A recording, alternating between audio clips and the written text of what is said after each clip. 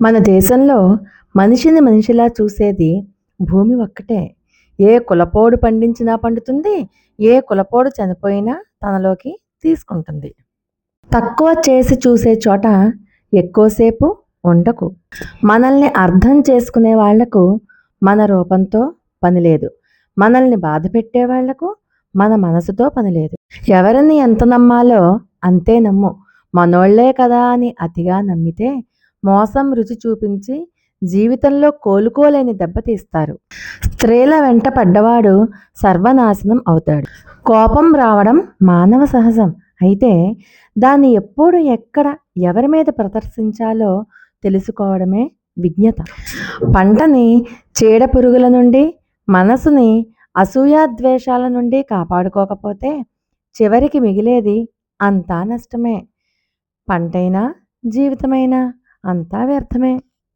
నవ్వుతూ ఉన్నప్పుడు నీళ్లు తాగడం ఎంత కష్టంగా ఉంటుందో, మనసుకి బాధ కలిగినప్పుడు కన్నీళ్లు ఆపడం కూడా అంతే కష్టంగా ఉంటుంది. మనిషి ఎలా ఉన్నాడో చూడకు, మనసు ఎలాంటిదో చూడు.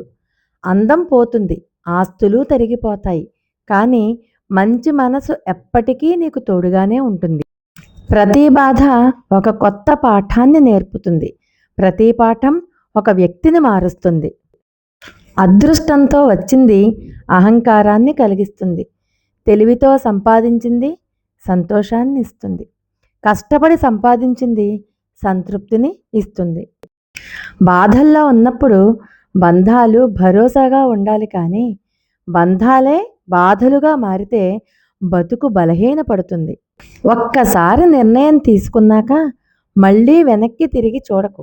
ఎందుకంటే ప్రతిసారి గతం గురించి ఆలోచించే వాళ్ళు జీవితంలో ముందడుగు వేయలేరు.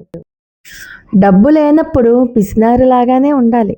ఎందుకంటే అప్పుల్లో పడితే ఎవరూ సహాయం చేయరు. ఎన్ని కష్టాలు వచ్చినా భగవంతుణ్ణి మరువకూడదు.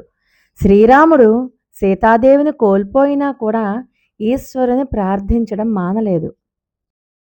అడవికి పోయినా రాముడు రాజే, జోదం ఓడినా యుధిష్ఠిరుడు రాజే. వ్యక్తిత్వం ఉన్నవాడికి గెలుపుతో సంబంధం లేదు, రాజ్యంతో పని లేదు. ఉన్నంతకాలం ఒంటరిగా ఉన్న రాజే. బయట వాళ్ళకి ఇచ్చే సమయం విలువ మన వాళ్ళకి ఇస్తే మన వాళ్ళు బయట వాళ్ళు కాకుండా ఉంటారు. కోపం తెరలాంటిది, తీస్తే పోతుంది. బాధ గాయం లాంటిది, మానిపోయినా అలాగే ఉంటుంది. కొన్నిసార్లు నీ ప్రమేయం లేకుండానే నీ మీద నిందలు వస్తాయి. నువ్వు ప్రతీకారం తీర్చుకోవాలి అనుకోకు. ఎందుకంటే ఆ సమయంలో భగవంతుడు సహనం గమనిస్తున్నాడు అని చెప్పి తెలుసుకో. కొడితే బలంపైన కొట్టండి, వీరులుగా మిగులుతారు. బలహీనతపై కొట్టకండి, పిరికివారిగా మారిపోతారు. చేసిన మేలు మర్చిపోవడం, అవసరం తీరాక మర్చిపోవడం, మారిపోవడం మనుషులకు వెన్నతో పెట్టిన విద్య. నీ సమయాన్ని నీకోసం ఉపయోగించు. ఎదుటి వ్యక్తి గురించి ఆలోచిస్తూ వృధా చేసుకోకు. గెలిచినప్పుడు పొగడడానికి 100 మంది ఉన్నా లేకపోయినా ఓడినప్పుడు ఓదార్చుకోవడానికి ఒక్కరైనా ఉండాలి. ఎవరికీ తెలియని మన బాధలు కూడా తడియారని కనురప్పలకు తెలుస్తాయి. ఎవరో నిన్ను బాధ పెట్టారని వాళ్ళు తిరిగి బాధపడాలని ఎప్పుడూ కోరుకోకు. తెలియక బాధ పెడితే క్షమించు, తెలిసి బాధ పెడితే తీర్పు కాలానికి అప్పగించు. నువ్వు మాత్రం ప్రశాంతంగా జీవించు. ఏ మనిషికైనా మనం విలువ ఇవ్వగలం, కానీ విలువ తేలేము.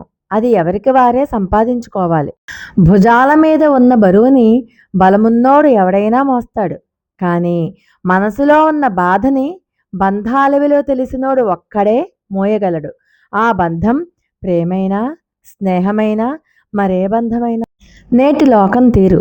కింద పడితే పట్టించుకోరు, పైకెదిగితే జీర్ణించుకోలేరు, ఓర్చుకోలేరు.